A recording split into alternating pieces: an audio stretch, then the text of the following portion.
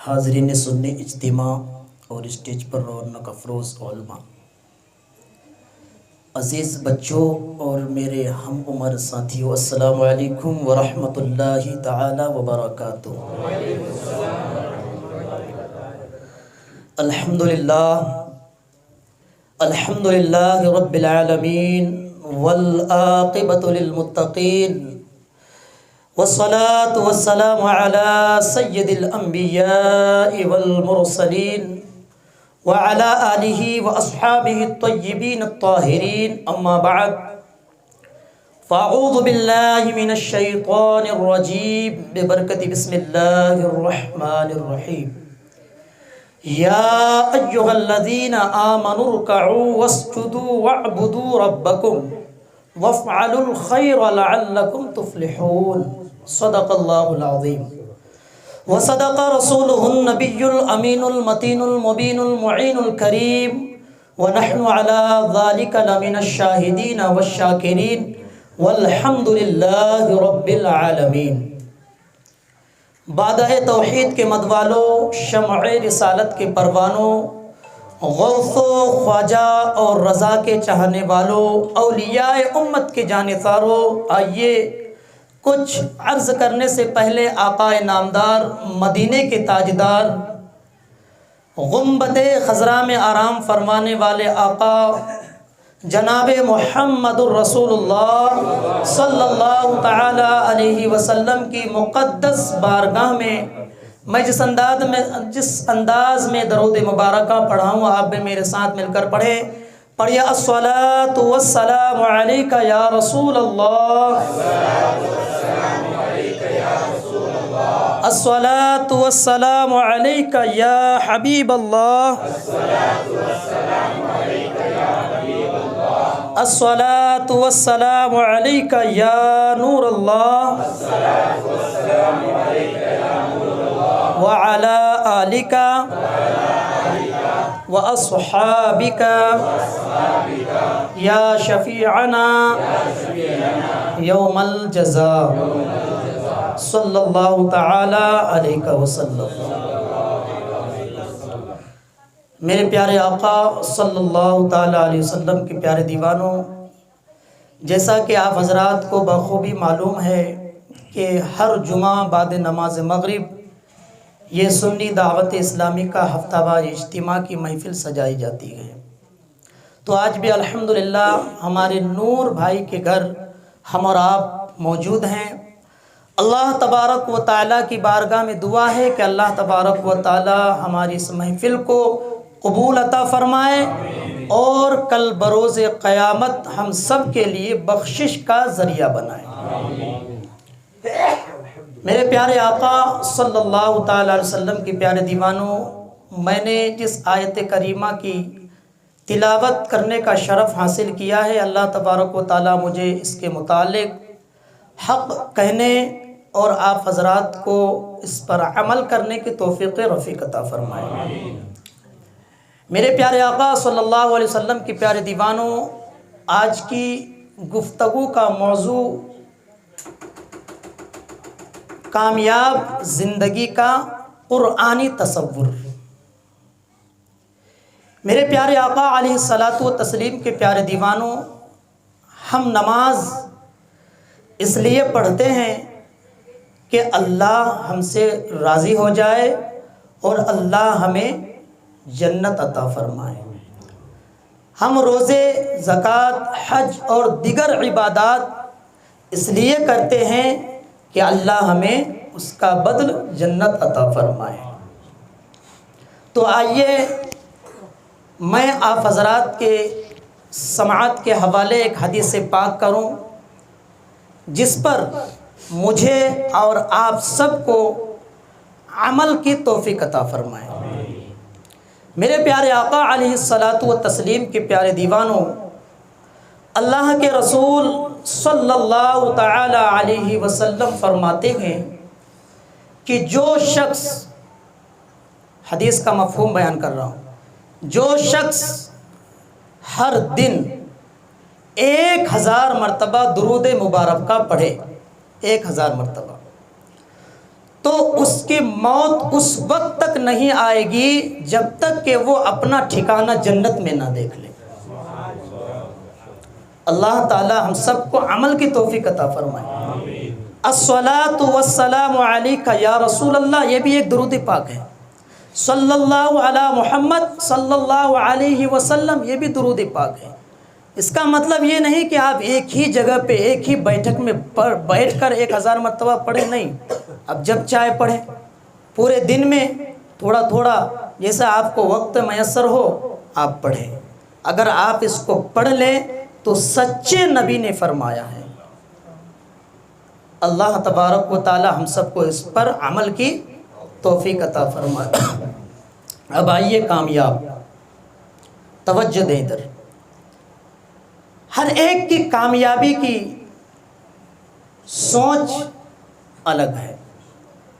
اگر آپ ایک بچے سے پوچھیں، ایک ننھا سا چھوٹا سا بچہ ہے جس کی عمر 3 سال ہے، اگر آپ اس سے پوچھیں کہ تیری کامیابی کیا ہے، اول تو اس بچے کو کامیابی کے مفہوم کیا ہے اسے پتہ نہیں۔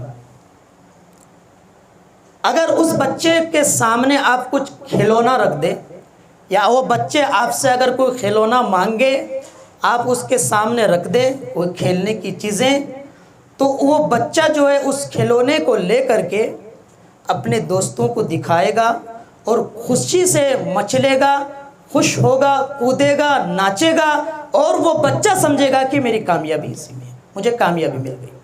کامیابی یعنی کسی مقصد میں پورا ہو جانا، کوئی مقصد پورا ہو جانا، یہ کامیابی ہے، اس کا مفہوم۔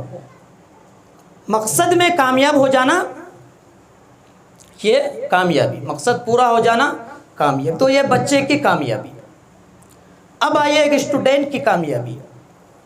اسٹوڈنٹ کی کامیابی کیا ہے؟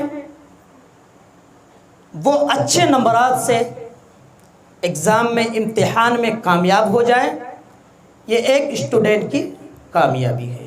وہ اپنا سرٹیفکیٹ، اپنا مارک شیٹ دوستوں کو دکھائے گا، گھروں میں آ کے دکھائے گا، اور وہ سمجھے گا کہ میں کامیاب ہو گیا۔ اب آئیے، اب ایک وہ ہے جس کے پاس علم ہے، ڈگری ہے، اس کی کامیابی، اسے اچھی جاب مل جائے، یہ اس کی کامیابی ہے۔ تعلیم ہے، ڈگریاں ہیں، لیکن اس کو جاب نہیں ملا تو وہ کامیاب نہیں سمجھتا۔ جب اسے جاب مل جاتا ہے تو پھر وہ اپنے آپ کو کامیاب سمجھتا ہے۔ جو ہی اسے جاب مل گیا، جوانی کی دہلیز پر پہنچ چکا، اب اسے دھیرے دھیرے لائف پارٹنر کی ضرورت ہوتی ہے، لائف پارٹنر کی ضرورت میسر آتی ہے، پھر وہ اسے شادی ہو جائے، اچھی بیوی مل جائے، پھر وہ اسے کامیاب سمجھنے لگتا ہے۔ اسی طرح پھر اس کے گھر میں بچے کی ولادت ہو جائے، بچے پیدا ہو جائے، پھر کامیاب۔ پھر اس بچے کی اچھی پرورش ہو، اگر بیٹی ہو تو اچھے گھرانے میں اس کا رشتہ ہو جائے، اسے اچھا داماد مل جائے، تو پھر وہ اسے کامیاب سمجھنے لگتا ہے۔ تو اسی طریقے سے وہ کامیاب سمجھتے جاتا ہے، پھر وہ یہ چاہتا ہے کہ مجھے ایک اچھا گاڑی مل جائے، میں ایک اچھا مکان بنا لوں، اچھا میرا کاروبار ہو جائے، چاروں طرف میرا کاروبار ہو، میرا کاروبار پھیل جائے، بس اسی کو وہ کامیاب سمجھتا جاتا ہے۔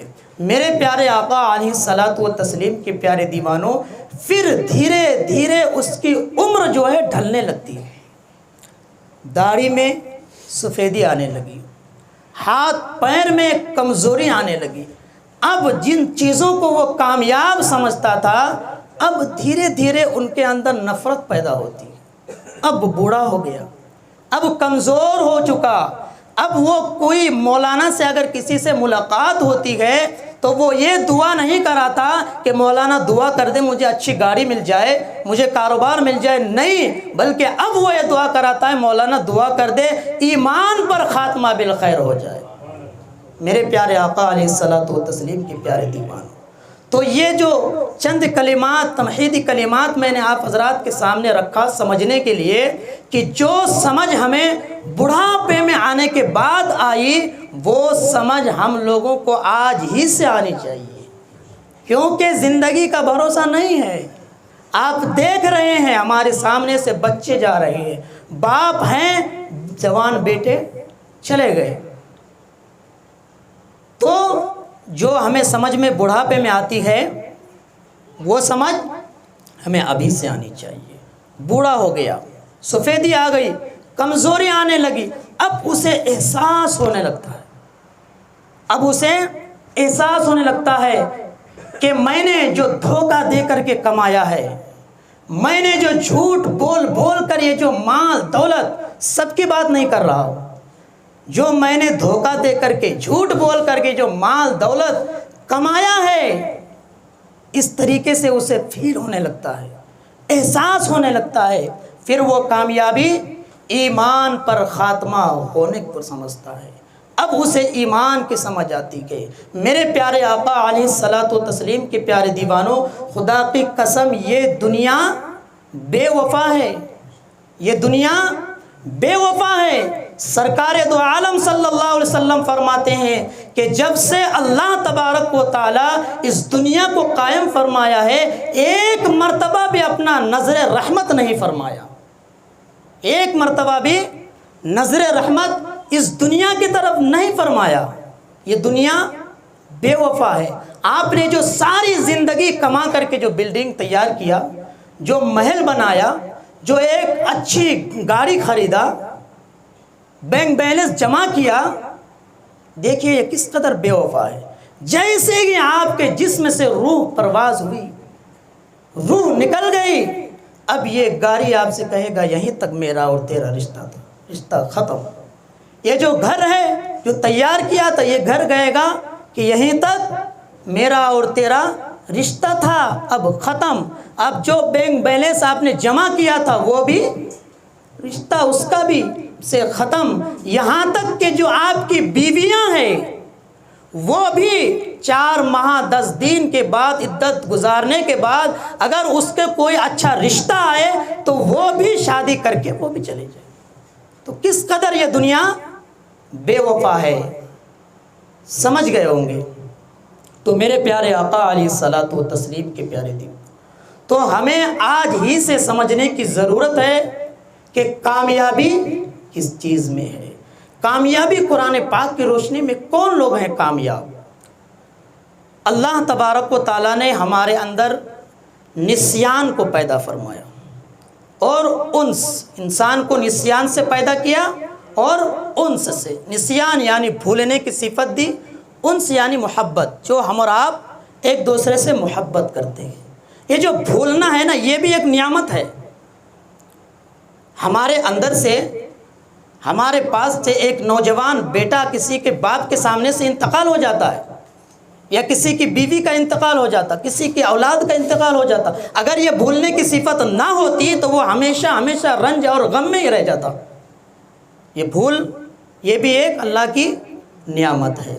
تو انسان ہے بھول جاتا ہے، انسان بھلکر ہے۔ دیکھیے اللہ تبارک و تعالی اس بھلکر انسان کو یاد دلانے کے لیے اللہ تبارک و تعالی کہتا ہے اے میرے بندے تو بھلکر ہے، تو بھول جاتا ہے۔ اب اللہ تبارک و تعالی نے جو ہے دن میں 5 مرتبہ ایک مؤذن کے ذریعے سے ہم جیسے بھلکروں کو یاد دلاتا ہے، ہم جیسے بھلکروں کو یاد دلاتا ہے۔ مؤذن کیا پکارتا؟ حی علی الفلاح، آؤ کامیابی کی طرف، آؤ کامیابی کی طرف۔ یہ اللہ تبارک و تعالیٰ ایک مؤذن کے ذریعے سے یاد دلاتا ہے۔ اور یہ نماز دنیا میں بھی کامیابی ہے اور آخرت میں بھی کامیابی۔ اگر آپ نے نماز کو پڑھا تو یہ نماز آپ کے لیے قبر میں روشنی کا کام آئے گا۔ میرے پیارے آقا علیہ الصلوۃ والتسلیم کے پیارے دیوانوں، کامیابی ایمان پر خاتمہ بالخیر کا نام ہے کامیابی۔ انسان رکوع میں جاتا ہے، نماز جو پڑھتا ہے تو انسان رکوع میں جاتا ہے، انسان رکوع میں جھک جاتا ہے، پھر رکوع میں جو ہے میں جو آیت تلاوت کیا، یا ایھا الذین آمنوا ارکعوا واسجدوا واعبدوا ربکم وافعلوا الخیر لعلکم تفلحون، رکوع کرو، سجدہ کرو. رکوع اور سجدے کا تذکرہ کیوں ہے؟ یعنی اللہ تبارک و تعالی ہمیں رکوع کرنے والوں کے ساتھ رکوع کرو، یعنی رکوع کرنے کے ٹائم انسان جھکتا ہے، پھر جب سجدے میں جاتا ہے تو مکمل طور پر جھک جاتا ہے. اس کے ہاتھیں، اس کی ناک، اس کی پیشانی، اس کے ہاتھ، اس کا جسم، سارا اعضاء جو ہے سجدے میں جھک جاتا ہے. پھر رب تبارک و تعالی فرشتوں سے کہتا ہے دیکھو میرا بندہ کس طرح میرا وفادار ہے، جھک گیا ہے. تو میرے پیارے آقا علیہ الصلاۃ والتسلیم کے پیارے دیوانوں، یہ سجدہ جو ہے یہ میں اس طرح سمجھاؤں کہ کوئی بھی انسان جو ہے اگر کسی بڑے انسان سے اس کی تعلقات ہو جائے تو وہ اپنے اوپر فخر محسوس کرتا ہے. جس طریقے سے یہاں پہ اگر کوئی بڑا علماء آ جائے، مثال کے طور پر سید امین القادری صاحب آ جائے، تو کیا کریں گے؟ سب فوٹو کھینچیں گے. اکثر نوجوان، اکثر لوگ فوٹو کھینچیں گے اور ایک دوسرے کو دکھائیں گے دیکھو میرا فوٹو حضرت کے ساتھ ہے، میرا فوٹو حضرت کے ساتھ ہے. یا کوئی ایم ایل اے آ جائے یا کوئی بڑا منسٹر آ جائے، اس کے ساتھ فوٹو لیں گے اور لوگوں کو دکھائیں گے، چرچا کریں گے کہ دیکھو میرا تعلقات اتنے بڑے لوگوں سے ہے. تو انسان فخر کرتا ہے کہ میرا تعلق دیکھو کتنا بڑے بڑے لوگوں سے ہے. تو رب تبارک و تعالیٰ کہتا ہے کہ اے میرے بندے تم سجدہ کرو، میں تم سے قریب ہو جاتا ہوں. انسان سے قریب ہونے کی چاہت کرتا ہے، لیکن رب فرماتا ہے کہ اے میرے بندے تم سجدے میں جاؤ، میں تم سے قریب ہو جاتا ہوں. تو جب رب مل جائے تو پھر ہمیں اور کیا چاہیے؟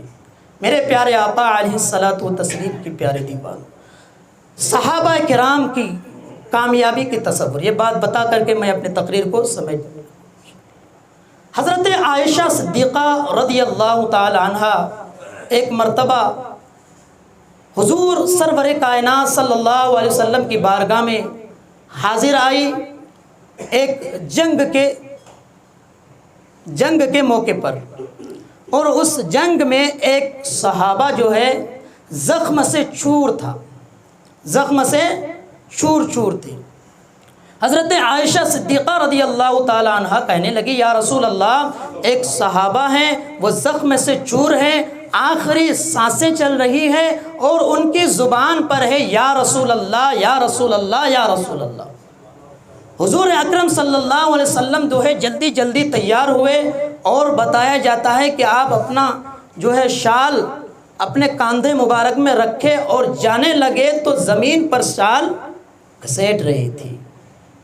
آپ پہنچے تو دیکھا کہ واقعی یا رسول اللہ کی صدا لگا رہی ہے، آخری وقت ہے.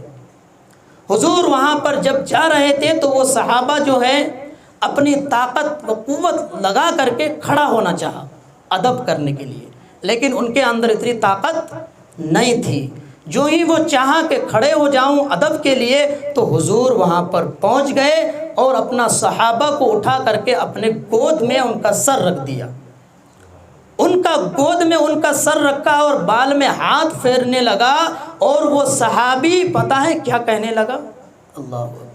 وہ صحابی کہنے لگا رب کعبہ کی قسم مجھے کامیابی مل گئی، مجھے کامیابی مل گئی، کیونکہ ان کے گود میں جن کے گود میں سویا تھا وہ مالک جنت ہے، رخ زیبا سامنے ہے اور روح پرواز ہو رہی ہے. میرے پیارے آقا علیہ الصلاۃ والتسلیم کے پیارے دیوانوں، ہم یہ تصور کرتے ہیں کہ ہماری موت مدینے میں ہو جائے اور اس صحابہ کی قسمت پر ناز کہ گود میں حضور سرور کائنات صلی اللہ علیہ وسلم کے گود میں اپنا سر رکھے ہوئے گئے اور جلوائے مصطفیٰ دیکھتے دیکھتے روح پرواز ہو رہی ہے. اس سے بڑھ کر اور کیا خوش قسمت ہو سکتی ہے؟ میرے پیارے آقا علیہ الصلاۃ والتسلیم کے پیارے دیوانوں، میں آخر میں اتنا کہوں گا کہ اپنی کامیابی کی سوچ جو ہے وہ چینج کریں، وہ بدلیں. یہ گاڑی، یہ مکانات، یہ پراپرٹی جمع کرنے کو آپ کامیابی نہ سمجھیں. میں یہ نہیں کہہ رہا ہوں کہ اچھا گھر نہ بناؤ، اچھی گاڑی نہ لو، آپ مال و دولت جمع نہ کرو، اگر آپ کو اچھا مکان مل جائے، اچھی گاڑی مل جائے تو اس کو کامیاب نہ سمجھو، سجدے کی توفیق مل جائے تو اس کو کامیابی سمجھو۔ اللہ تبارک و تعالیٰ کی بارگاہ میں دعا ہے کہ اللہ تعالیٰ ہم سب کو عمل کی توفیق عطا فرمائے۔ کہنے سننے میں اگر کسی قسم کی غلطی، کوتاہی، لغزش، بھول چوک، بے ادبی ہو گئے تو مولا اپنے حبیب کے صدقے میں معاف عطا فرمائے۔ استغفر اللہ استغفر اللہ استغفر اللہ ربی من کل ذنب واتوب الیہ۔ السلام علیکم ورحمۃ اللہ وبرکاتہ۔